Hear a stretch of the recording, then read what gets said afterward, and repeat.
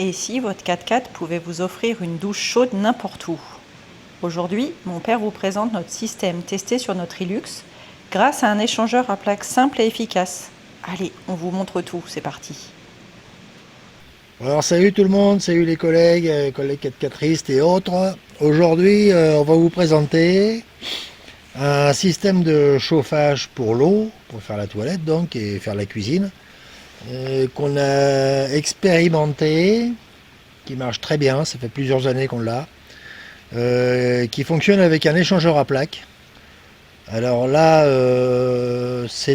vous êtes en face d'un moteur de Hilux 2,8 litres, un 204 chevaux. Pour vous donner un petit peu une comparaison de ce qui est faisable, à mon avis, c'est faisable à peu près sur n'importe quel bahut japonais ou coréen. On l'a fait, moi je l'ai fait sur un L200, c'était à peu près le même travail. Le travail consiste à piquer, vous voyez ici, les deux durites de chauffage aller-retour.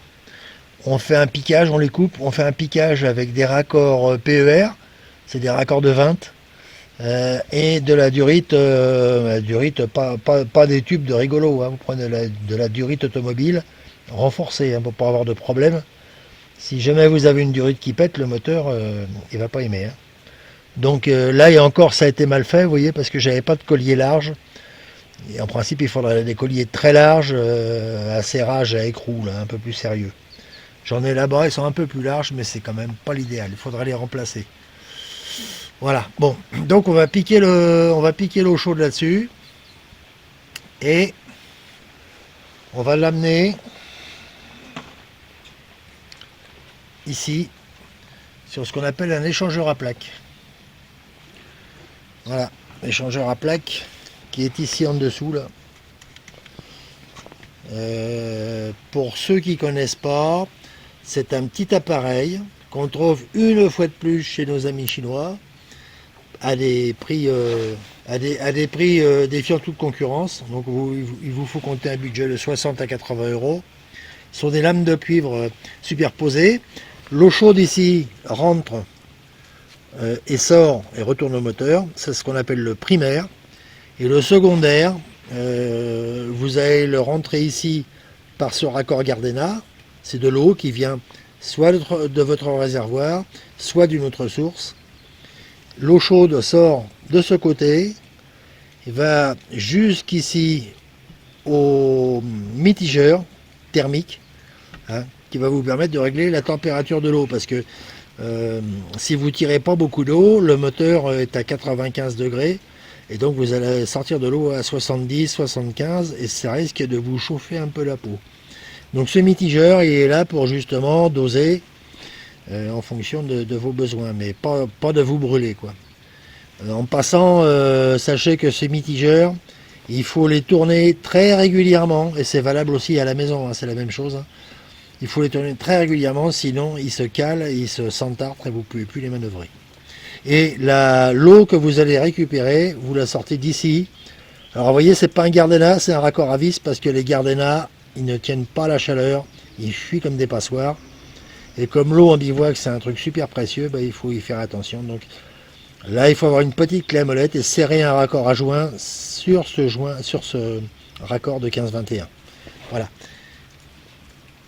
La suite de cette douche, vous avez ici un bon bout de tuyau, je sais pas, il y en a une dizaine de mètres peut-être, avec la douchette au bout, vous voyez, rien de spécial. Vous avez l'écrou ici en 15-21 dont je vous parlais, qui va donc se fixer à la sortie du mitigeur. Et donc vous allez ensuite directement jusqu'à votre douche gypsy, là rien de spécial. Ensuite, ce qui est le plus marrant, il y a une bonne rallonge de courant. Donc vous pouvez aller piquer le 12 volts sur le côté de la cellule, où il y a une prise extérieure avec une prise femelle, vous voyez. Et là, vous allez jusqu'à, éventuellement, hein, une pompe que vous pouvez mettre soit, vous pouvez le mettre soit dans un ruisseau, soit dans un lac, n'importe quoi, avec une commande à pédale. Et vous pouvez prendre la douche d'une façon, je veux dire, infinie. tant que vous n'avez pas vidé le ruisseau, eh bien, vous pouvez prendre la douche. Donc c'est quand même très très très agréable. Vous êtes en débit limité.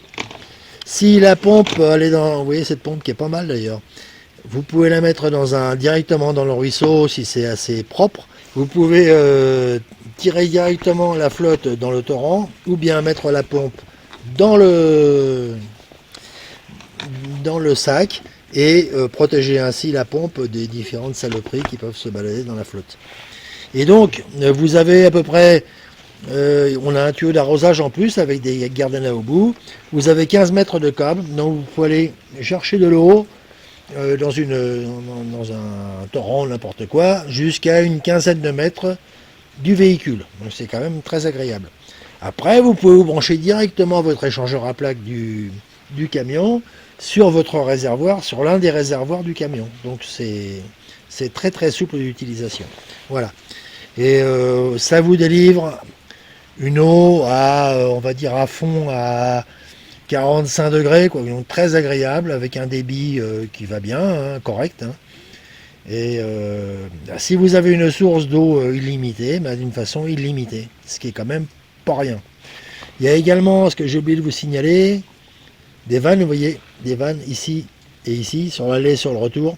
Si jamais il y a un problème sur l'échangeur, vous fermez vos vannes, parce que, évidemment, si vous ne refroidissez pas le moteur, vous risquez d'avoir des gros ennuis, quoi. Voilà, ça c'est la sécurité. Voilà, j'espère que ça pourra vous profiter. Si vous avez besoin, vous contactez le channel en roue libre, qui nous renverra les questions et on pourra vous éclairer sur les différents, disons, les détails du montage de cet échangeur. Voilà, bonne route à tous, à bientôt sur les pistes, ciao.